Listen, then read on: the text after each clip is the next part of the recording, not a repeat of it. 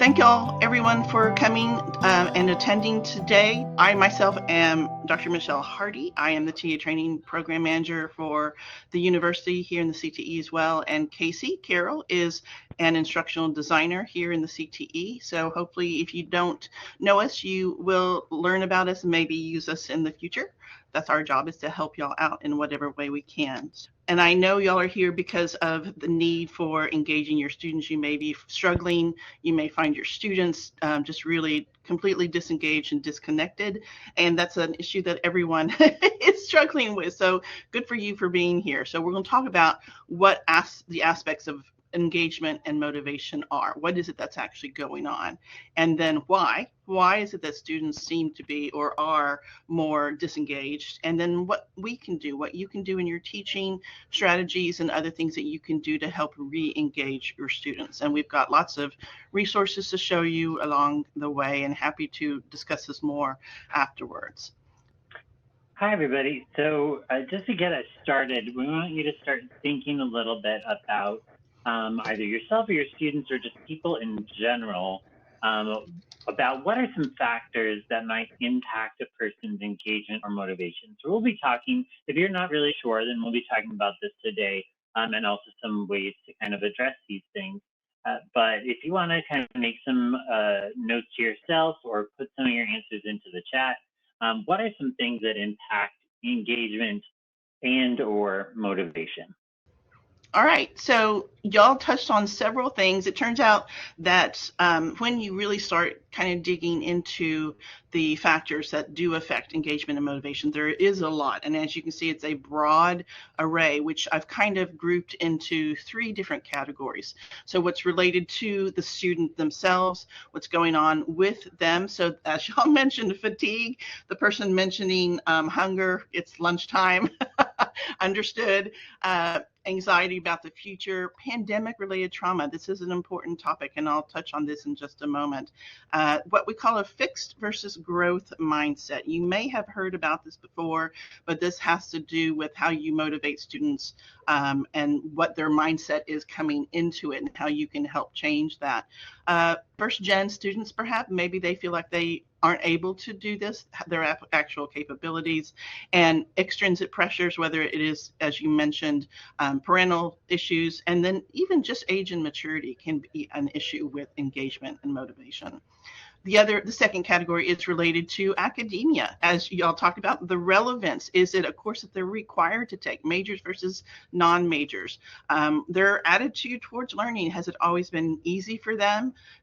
Do they know how to study for that particular course? Do they know what it takes? And do they know, perhaps if they're coming from being, home for courses during the pandemic, do they not yet understand how important it is to come and participate and attend the classes themselves? Is the course too challenging or is it too easy? And that will also contribute to them being disengaged or less motivated. And then we also have, as y'all also talked about, social issues, home environment issues. So it might be technology distractions, which I think we all can relate to. We have these issues with our students always having technology, always being on. And so they're multitasking on their devices. And then familial expectations or pressures, which are also related to the person, but also possibly related to that home environment as well. And then housing security, food security, what that home environment actually looks like. So there are a lot of factors that go into this need for, if you're trying to get your students to stay motivated and be engaged, there's a lot more that goes into it perhaps than we often realize with our students. So it's important for us to think about this multi-layered, complex issue of what it is that we need to be doing related to what our students are dealing with. So it doesn't mean that you are going to be their counselor or their therapist, but it also does mean that you need to be aware that it's not just you. There are other things going on. You might be able to address, you may not be able to address, but there are things you can do in the classroom to help get them engaged regardless of what might be going on. The technology issue is a big issue. It is basically our students are, even ourselves, are conditioned to be distracted with technology, whether it's technology on the phone, on the internet, whatever it might be. You may have heard, well, let me ask you, have you heard about this idea of the attention span of humans, where they said, back in the 2000, the attention span was 12 seconds. And this is, how long it takes for something to distract somebody. Now they're saying it's about 8 seconds compared to, say, a goldfish, which is 9 seconds. Do y'all believe that? Do you think that is actually true? So I think that, yes, I think that this is something that, and well, there's a couple things I want to say with this. There was some research that was done, and you probably have heard of this long ago. This was back in let me find this article. So this was back in the 1950s. There was an article that came out that said that students' attention spans in the classroom are about 15 minutes, 10 to 15 minutes. There's been some other research that has come out that also kind of had come out that also supports that. But then in 2016, there was an article that looked at all of that research and discovered that these articles, these research articles, had a lot of major methodology problems. So things such as, they said that it was because of what's going on in the classroom. What they discovered was that some of those whenever they observed the students in the classroom, there was just one observer, and the definition of what was attention span was just looking at something else, or not necessarily not paying attention, but perhaps being distracted by someone next to them or something like that. And so one of the issues with this research and saying that students only have 15-minute attention spans is that it's hard to really truly quantify that to be more realistic of what's actually going on. Is it actually because something else is distracting them for a second, or is it actually truly mental fatigue? And that's, I think, the question that we want to know is, what is it that's being distracting, or is it what's going on in the classroom, and how do you want to change your teaching styles, the techniques that you use, what you're doing in the classroom to help re-engage students? So I want you to keep that in mind, that yes, students have perhaps shorter attention spans than we like, but it doesn't mean they're necessarily disengaging from the class, although it looks like it. So what you do in the classroom can help moderate and modify that as you go. Our learners are different. They are different 3 years ago. They are different from 5 years ago. The pandemic, the technology has changed quickly and has caused what we are seeing as generational change. And so what we see is students are coming to class with very conditioned behaviors from what they either had in high school or from home. Maybe they have some very bad habits that they just can't stop checking their phone. That is definitely a habit that is hard to break. And they may not have good study skills. They just maybe never learned how to learn.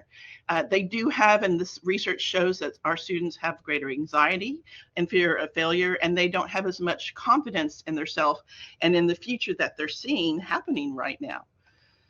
And because they are the pandemic students, they don't necessarily have as good of a connection or any connection with the university that we had, and maybe students, 5-10 years ago had, as we went into the academic setting. That has been missing for them. So they don't really see what's the purpose in attending class anyway if I can get it all online. And that's a fair question. And I think, how many of y'all have seen in your classroom students don't have perhaps the background knowledge, the knowledge in general, the skills that you have normally expected to see students coming into the classroom with? I know that I have, that students don't have the depth of knowledge that they used to have. So these are some quotes that I thought were really helpful for me to kind of change my frame of reference for my students. Our students do think and process information fundamentally differently from the students that we've had before ourselves, because they have been exposed to technology from birth, which is just, when you think about that, it's just a fundamental change in how our brain works. And the Chronicle even had an article talking about this, where they said that what we're offering them, or what we have been offering them in the classroom, isn't aligned with what their lived experiences are, what they're used to, and this moment that we're in, and that it is changing into. There's a book that came out pretty recently from Christine Harrison, and what she did was she interviewed 50 college students from across the nation of what worked for them, of keeping them engaged in the classroom. And I actually have this book. It's a great book. There's a lot of really neat stories and anecdotes of what has worked for getting students engaged. So if you're interested in it, I'd be happy to loan it out to you. So this is now, if you've ever followed the Benoit list of what our learners are like, this is now what we call Generation P, and this is the pandemic generation. So these are students whose college-going behaviors have been influenced significantly by what they experienced during the pandemic, whether those are positive or negative effects, what they didn't have compared to what we're used to students coming with. So they are academically underprepared. And so that's something you want to think about as you're designing your courses or you're putting together your assessments. What are my expectations that students have coming into this assignment or this class? What can I do to make sure that they get that? Can I build it into the class itself? And that also can help engage your students, because if they're coming into class without these skills, they're expected to have them. They may then think, oh, I can't do this, and I'm just going to completely disengage.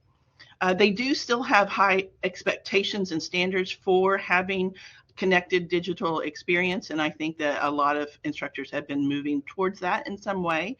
But they're also, and you may have heard this in the news, they're questioning that value. Are they getting the value of what they want to get out of college? They're paying this money. Do they get what they want? So they're seeing it more as this transactional view of college, getting these credentials, more training in order to have higher salaries and higher cost of standard of living. So this idea of pursuit of earning rather than the process of learning. And so it is very much a different mindset, but it doesn't mean that you can't still engage that intrinsic desire for students to learn and to engage. So let's look at how motivation works. Some of y'all may know this very well already, but I want to make sure that we're all on the same page. So there's these two different types of motivation, intrinsic versus extrinsic. Intrinsic is that inherent internal personal desire to learn. Whatever it is, whether it's a topic that you know or don't know, why is it that you want to learn it? Compared to extrinsic, which is you're performing to succeed, to achieve. It's an external pressure in order to succeed, but it's not an internal desire.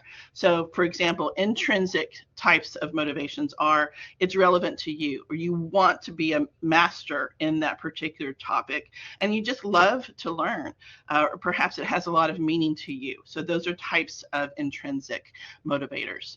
Extrinsic, we all have seen this, points, grades, rewards, extra credits, those types of things, perhaps family issues, comparison to their siblings in some way, or they want to make sure they're number one in their class. And that is an extrinsic, truly an extrinsic motivator. I want to get these points, not I want to learn because I love to learn this topic. So what we see then, this motivation, these two types of motivation are tied to what I mentioned earlier. Intrinsic motivation is tied to the growth mindset, where they're learning for the joy of learning. They want to continue to expand their knowledge and just be a better, more rounded citizen, perhaps, versus extrinsic motivations go towards a fixed mindset, where I'm not here to really expand my knowledge and to really grow as a learner, but I just need to get these points so that I can finish and go and get a job. And so those two mindsets, you can change the fixed mindset into a growth mindset by what you do in class. So what we see with intrinsic motivation is that this takes time. Unfortunately, it's not a one and done type of thing. So it's what you do in the classroom, what you build into the classroom and in your teaching, and what your learners do in order to help build that intrinsic motivation into the class. And it also is impacted, and I think this is an important part of this, is that it's impacted by students thinking about their own self efficacy. Do they think that they can achieve this? So, for example, I teach non-majors in my marine science class. They're required to take a science course. The first day, I always ask them, how many of y'all are afraid of or don't want to, take a science course? And vast majority raise their hand because they haven't had perhaps a class or an experience that showed them the not just the joy of learning, but that it's not because it's hard. It's just that they haven't been shown how to learn in the way that they need to learn for this particular topic. So their self-efficacy in science is very low. And I feel then that my job in my teaching is to make sure that I raise that up for them. Extrinsic motivation, yes, those grades, those points, that extra credit, it produces the behavior that you want to get them to do things, but there's no connection. So they one and done. They forget what they've done. They got the points. They're done. And so it can, in some ways, be a reward, punishment, feedback. So the carrot versus the stick. Okay. This is related to then what we do in the classroom, our strategies. So this quote, good everyday teaching practices can do more to counter student apathy than even special efforts to attack that motivation directly. Points versus no points, that type of thing. So what you want to think about then is how much alignment is there between what you're doing in the classroom and what the research says on what motivates students, what encourages students to be engaged. And I'll talk about what that research is, but you want to think about and kind of take away from today, is what I do in the classroom, is it what has been recommended that helps students be engaged in the classroom? There is no much magic bullet. You do have multiple tools that you can use, many things that you can do. You may change them over time as you see their success or not. So from today, and y'all may also, and I hope you do, put in some other strategies that you have found that worked. But pick one or two, make a small adjustment or so this week, next week, see what happens, make an adjustment, rinse and repeat. So again, just because you use one, perhaps it doesn't work, try another one. There will be something that sticks. So the research shows that intrinsic motivation can be encouraged by and I categorized it into about 4 different areas. Developing a relationship with your students, that they have, as was mentioned, that safe space. So having that connection with them, communicating regularly with them, creating interests. So y'all mentioned the relevance, why they need to know this, how you can connect it to their life. Something then also that is called your undivided self, which I'll talk about what that means, but really bringing your enthusiasm of the topic into the classroom. Recognizing student individuality. So this goes back to universal design for learning inclusivity in the classroom, which we'll look at, and then having techniques, activities, things that encourage interaction, not just a straight lecture. So as y'all, I'm sure, are all familiar with using different types of active learning techniques. And active learning techniques can be a huge breadth of things. It's not just things like think, pair, share, and those types of stuff. There's a whole bunch of stuff that is considered active learning, which I'm sure most of y'all do that in your classroom. So let's look at developing a relationship. And I'm going to show you all some examples of what I do in the classroom, but I really would love to hear from y'all of what y'all do relative to these different research-based strategies for engagement. So research shows that there is a significant connection between students being more motivated and engaged in the classroom and how good that relationship is between the instructor and the student and the learner. So what this means is that your relationship with your students, with your learners, is the more that you encourage and create that positive classroom climate where they have this sense of stability, they have the sense of safety, you're building this community, really does make students feel more comfortable. They will be willing to make mistakes or have these academic risk-taking, more willing to be engaged and talk in the classroom because they do have that sense of safety.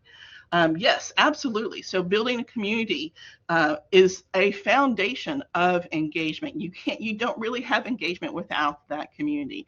And even thinking about, well, you may have in your classroom little groups of students. That still is not a complete community, because there's these, and I say the word clique, and I don't mean it in the negative connotation, but you have these little groups that may not interact with each other. So you still want to continue to make that and build that community, even in those types of situations. Here's an example that I do. It's really simple.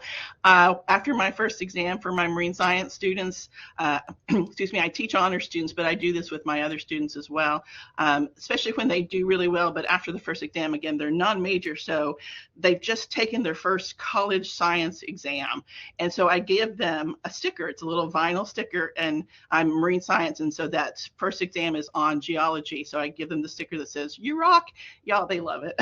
They put it on their water bottles, they put it on their laptops. And so this, again, shows that I want them to do well.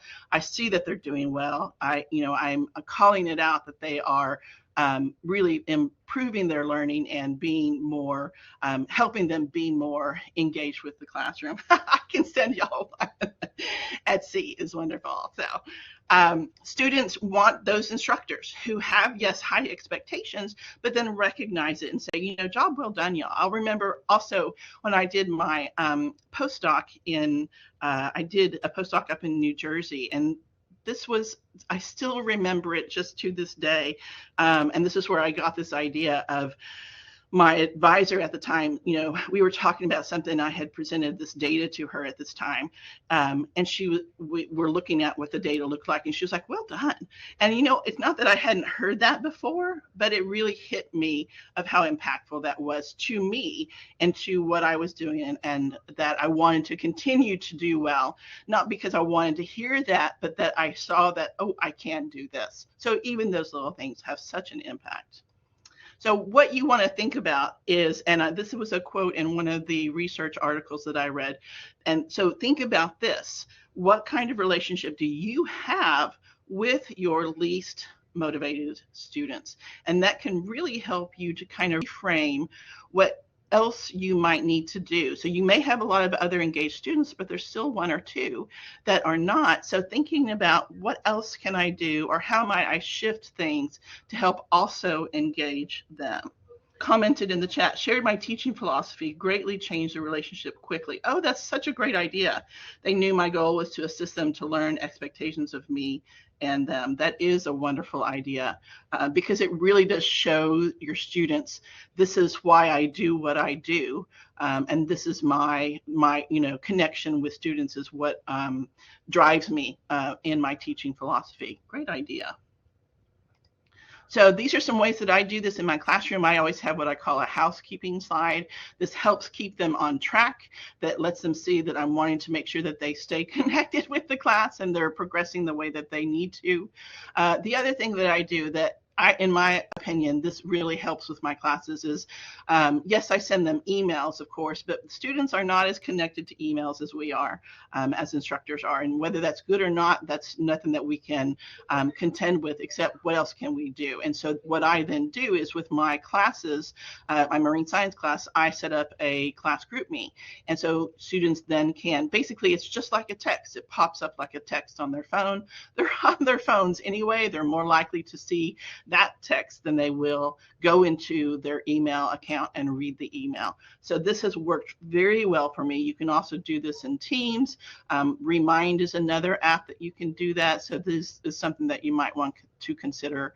I use this, again, this is the way I do a lot of things for my class. And the students also then ask each other questions. I just had one this morning about students asking about the lab. So this is a great way to connect with the students, but also to build that community. You can also use in the classroom verbal cues. So, praise, y'all did such a good job. Like I said, that well done comment that has just stuck with me. Or even things like just calling out why you're talking about things. This is really cool. Y'all, I love this type of, topic, or this is animal. Whenever I talk about marine biology, I love this animal because it's so weird, those types of things. So ways for connecting students to what you're talking about, or, who's up for a challenge. I think you'll find this very interesting. So it gets them motivated to think about, oh, it's a challenge. Can I really apply myself to this? So just different verbal cues can go a long way towards motivating your students. Another thing you want to do, which y'all have mentioned already, is creating relevance, creating interest. Why do they need to know this? Why do they need to learn this particular skill? So what is it that you are doing to make sure that the content they're learning is relevant to them? You need to think about that, not just giving content, but saying, this is where you're going to see this again. This is why you need to learn these little steps here so that you can apply it in these other steps later on. And then how you yourself have done this, how you've used it in your life, whatever experiences it might be, or whether it's in a class or a topic or some other assignment that you do later. Where are they going to see it again? Why is it that they're having to learn this? So help students find that personal meaning in the material, whether it's personal meaning in their learning and their actual interests, why again it is that they're learning what they're learning. And I often, in marine science, because it's so interdisciplinary, I like to draw those connections between, you're going to see this again, so this is why you need to know this. Seafloor features versus plate tectonics, those types of things. Okay. So here's some ways that I do that with marine science, but with every field, there's always things going on in the research, in industry, in social media, whatever it might be. So a couple of years ago, we had Hurricane Ian come on shore, massive storm surge in Florida, just wiped out parts of Fort Myers, Florida. And so there was a lot of photos and videos online showing things about the damage. And so I showed those to the students. I even posted a little bit on GroupMe, talking about some of the things that were going on. This was a TikTok that a student posted, and then I responded to that. And then I even in this again helps build connection and community. But I was talking to one of the things that my students do in the class is they do a short little presentation on a oceans and societal issue. And there were a couple of things that happened that semester directly tied to those. So I did a shout out to the students who were doing that particular topic, and then also talked about that in the classroom as well. So you can see the students liking these comments. Of course, there are verbal cues for relevance. So, thinking about what it is that I need, how can I say things to get students to kind of change their mindset? So instead of, this is how you get a good grade on this, say instead, this is how you change someone's mind. And that's a cool way to kind of reframe your thinking about how can I get students engaged. Or as you work through this section, you'll see how relevant it is or how useful it is to know this type of thing. Or we're going to see this again and again. Or when you try this, you'll find out, did you actually understand what we learned yesterday in class? Were you actually able to make those connections between yesterday's class and today's class? So lots of good cues, verbal cues for relevance.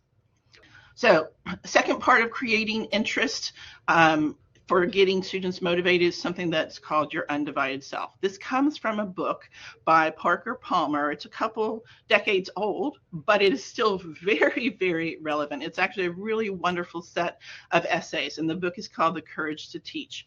And what he talks about in this book is what he calls your undivided self, where you need to be who you are naturally in everyday life. That's the person you need to bring into the classroom because you love the field that you're in. So it's not just that you're teaching this, but you're also showing why you love this. That's what your undivided self is this person that encourages student learning, but is also this scientist or this humanities person, whatever it might be. And you're bringing that as this undivided self into the classroom, and all of that is on display essentially. So students want instructors who are excited to talk about their class. Nothing is so contagious as enthusiasm, absolutely.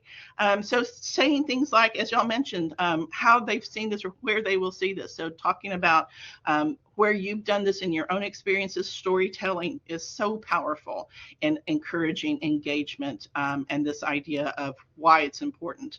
And even your voice and body language, that is important in getting students to, having this very droning voice. Of course, people will not want to be engaged because they're just losing interest. And so little things like that can make a big difference. And then keeping students thinking about the material. So once they leave class, if it's out of their mind, they may not then start thinking about how it can apply to their lives and bringing things to class. So perhaps sending them emails or text with current events, like I showed you that I do on GroupMe, starting class every day with something that just happened or an application of what they've just seen. All of these help to create that interest and show that undivided self. So here's some more examples. A couple years ago, not too long ago, actually, there was a lot of little earthquakes, and I had a student post, "Oh my gosh," or I posted, "Oh my gosh," but she posted there was a 2.9 earthquake in Charleston just 10 minutes ago, and we were literally talking about earthquakes that week. So I'm just like, perfect. And then a student asking me whenever we had Hurricane Lee coming through, where can I track? So when they see that connected self and that enthusiasm, they're more likely to ask questions. Oh, I know she'll have this answer, or she'll know where to get this, and we'll ask about this. And then again, here is a news story that just happened that I posted this. This was a student that posted this, and it was relevant to us talking about waves at that time. Okay. And then, of course, I'm a meme person. I can't help it, y'all. So I'm always looking for even just a little bit of humor goes a long way for students. And I ask students, and I know a couple of other professors do this as well, is to create memes or send memes that they find. And that works pretty well as well. So how important it is to recognize student individuality.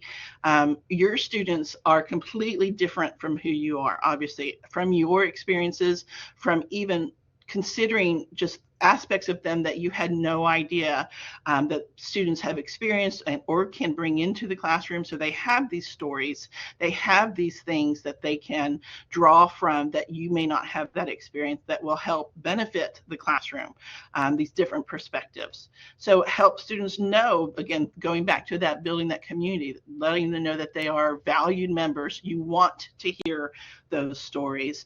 When I talk about stuff in marine science, I asked, especially whenever I show things that are happening with organisms that they may have seen, I say for those of you who are my scuba divers and my snorkelers, have y'all seen this? So things like that.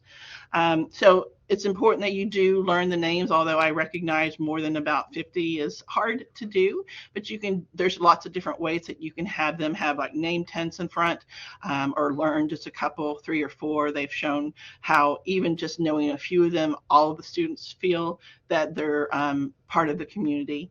And again, going back to that, knowing what their experiences are, being able to bring that relevant background into the classroom as part of the classroom. So another really important aspect of this idea of recognizing student individuality is how you factor that in to what you do in the class and what the students do. And this is called the universal design for learning. So I'm going to let Casey talk about this. Hey, everybody. So universal design for learning is a framework that allows us to take into account all the different ways that our students, our audience, whoever it may be approaching our course or our coursework or the world in general, right? So this comes out of accessibility work, where universal design can started as looking at like buildings and things like that. And the universal design for learning is really trying to see what are the different ways that we interact with things and how might this be more helpful. So one thing that we can think about as we're planning our courses or our lectures or any of those assessments and things, there's 3 big categories. So if you go to this resource that we have here, and that'll be in the slides and we send out, there's so much stuff on their website about each of these individual things. So the 3 big pieces, can you pop back over to the, there we go. The 3 big categories are engagement, representation, and action and expression. So engagement is kind of that motivation factor that we were talking about, kind of the big piece of what we were thinking, but how do students connect? How do students create the reason or the why of what they're doing, the representation, so that those kind of big categories there, recruiting interest, sustaining effort and persistence, and self-regulation. So there's different suggestions that they have here for each of these. I'm not going to go into like the minutia of each and every one of them, but just kind of the big categories. The middle category, can you pop back over to the first slide?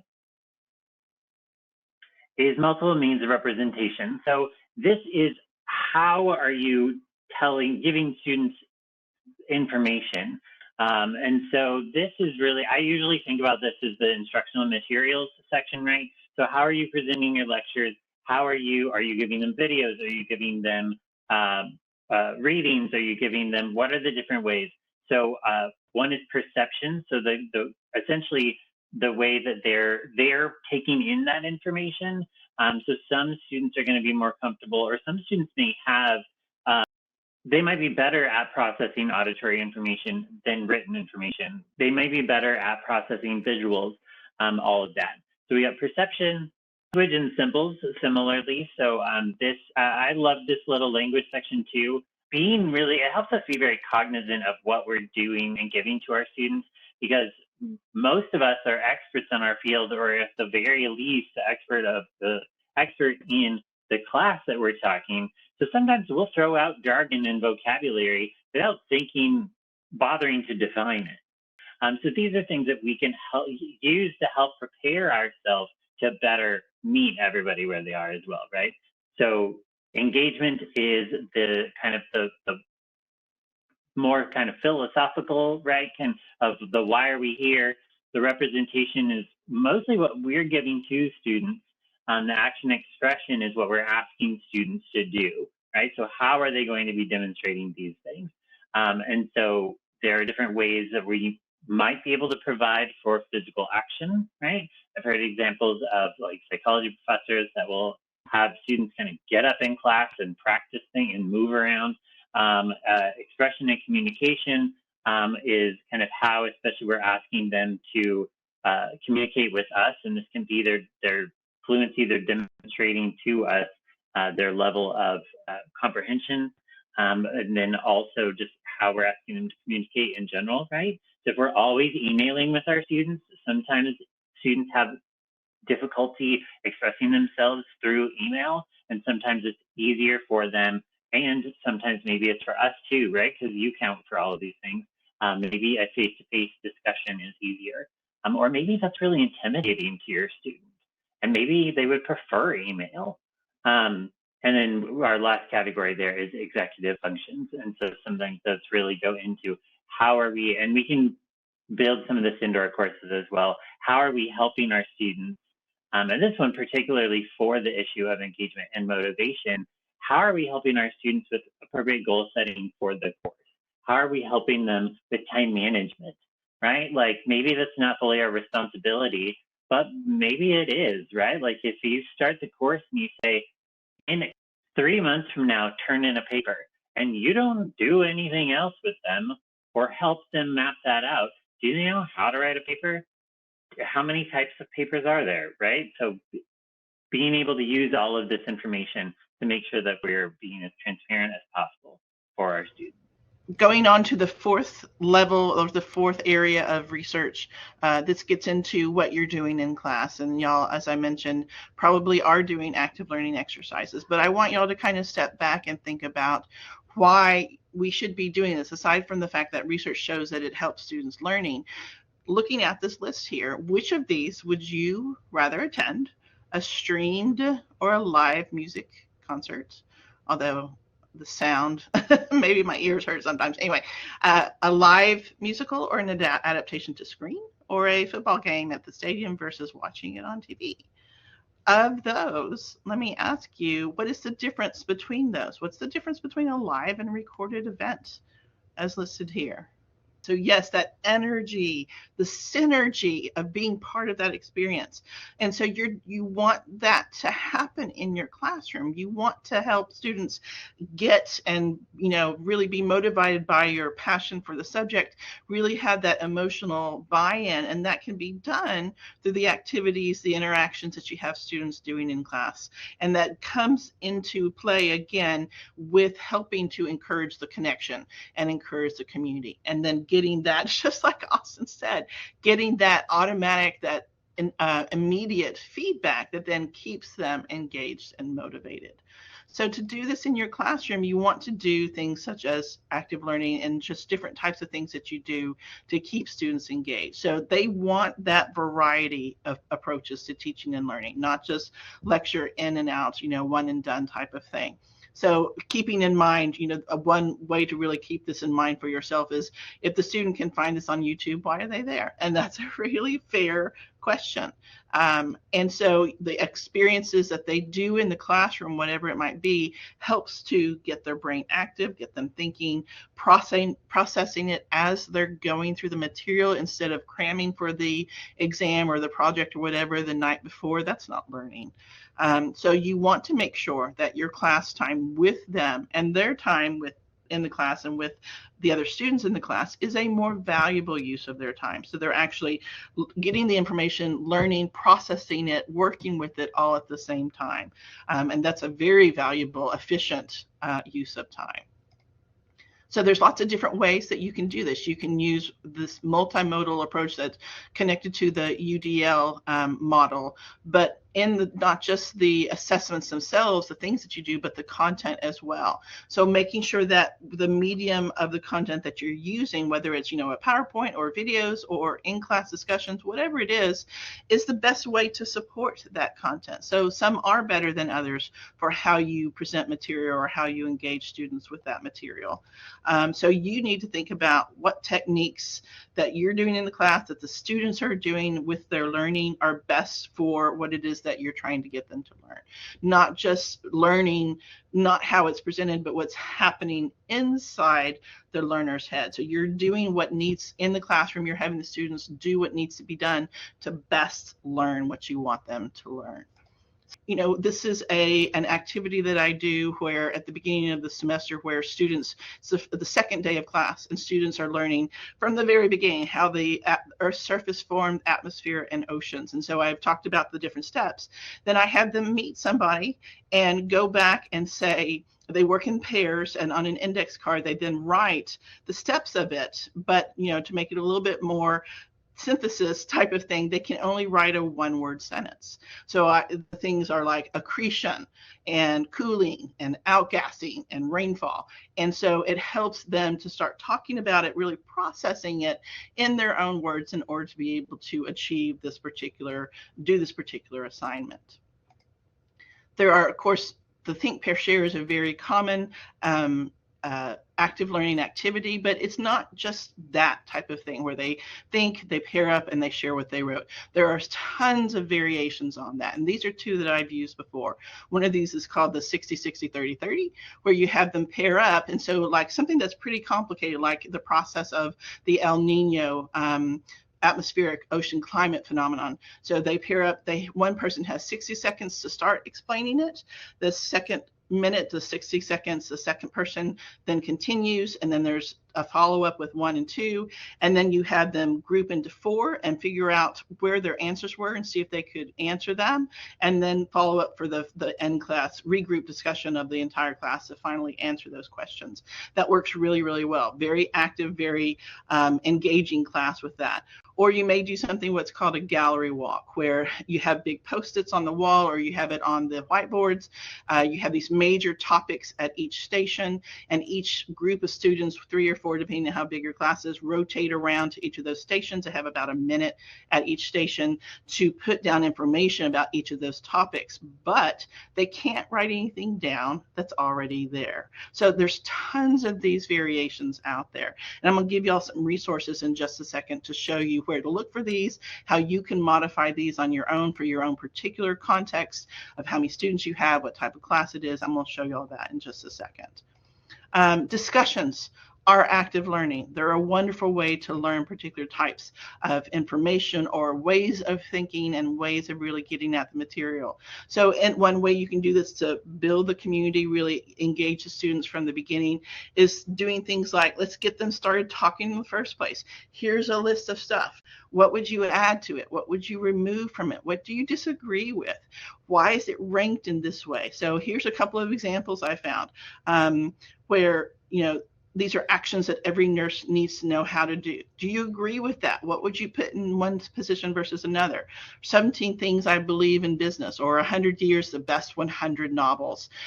Do you disagree? Do you agree or not? So those types of things can help get students started talking, that you can then move into content or related content.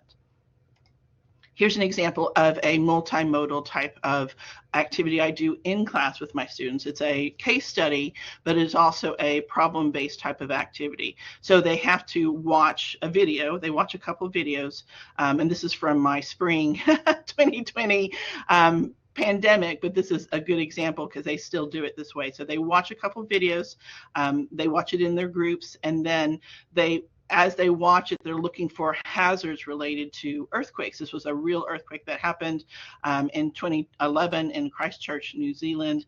Then they talk about what they see. They talk with their partner. Then based on what they observe, they do something called the Mercalli scale, which is observe things happening. And then you connect that to the actual magnitude of the earthquake, which is a more quantitative measure of earthquakes. And so this is just a different way of getting them to do different types of information, getting it from different perspectives, whether it's a graph, whether it's a video, whether it's talking with students, and that really helps. And they're learning it as they go because they're talking with other students and helping each other to learn. So as you can see, there's tons of different ways. These are just a few of them. But what I wanted to do was, I'm going to send y'all, again, you'll get these slides with these links, but there's all sorts of different great ways to engage your students. These are some of them that I've come across. This is a really cool website, 14 Creative Ways to Engage Students. And I thought that it was interesting because it had ideas that I hadn't thought about. So students make sketches and pass it along. So brain sketching, assumption busting. What is some of the assumptions that you have with this problem? Doing the problem, did those assumptions hold up? Those types of things. The other ones I wanted to show you was some, practical active learning ideas for large lecture courses. That's always kind of a different bird. But then I wanted to show you all these active learning design tools. These are online resources that help you to find active learning techniques for your particular context in your course. So there's two different ones because they kind of do it a little bit differently. So what is your class size? Say 50 plus students. Do I want to do a small group activity? Do I have preparation time 10 to 25 minutes? How long do I want it to be? What year are my students? And so all sorts of different things you can filter it with, and it'll give you a couple of different strategies that will work with that particular context. The other one I wanted to show you, let me go back to this one, is another one similar to that that has some different types of filters. So difficulty, class size, what type of active learning you want to do. Do you want to be able to give feedback? What Bloom's taxonomy level? So these are really great ways for you to help you. You don't have to, reinvent the wheel, but it will help you to figure out what will work for you in your particular context. And again, I will be sending you these links so that you can explore this. So let's do a quick wrap-up activity. Casey, I'll let you do this. So thinking about your a particular course, maybe like how you are as a teacher, right? So what are two actions you can take? Something you've thought about yourself, something you've applied to the course, maybe one of the things that you liked that Michelle presented that you can do to help enhance student engagement and motivation. Adding relevancy, sometimes you can build that into assignments. Sometimes you have to ask your students. Interactive collaborative activities, right? I think those, Kristen, had 2 great points. Interactive collaborative activities are great, but also reinforcing the lesson of the day is great. And if you can combine them, then all the better. Interactivity, active learning, a lot of people that. Looking at some community communication tools, Don's got, great. Yeah, that's a great one. So yeah, using verbal cues, it really does help. You think that what you're saying, students are listening, but those verbal cues really kind of pique their ears, pique their interest, and reframing the content. Agreed. Mm-hmm.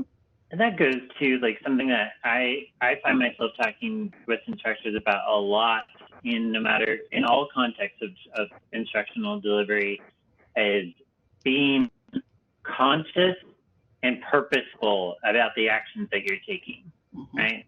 Like if you're not getting good engagement from your students in class when you ask a question, yeah, I think some people, especially if they've been doing it for a while, think that like, well, I'll just go in and wing the discussion, right? And that's very possible, right? But if you're going to do purposeful action towards student engagement, then thinking about it ahead of time, preparing is very important. Awesome. If y'all have any other questions for us, we would be happy to take them.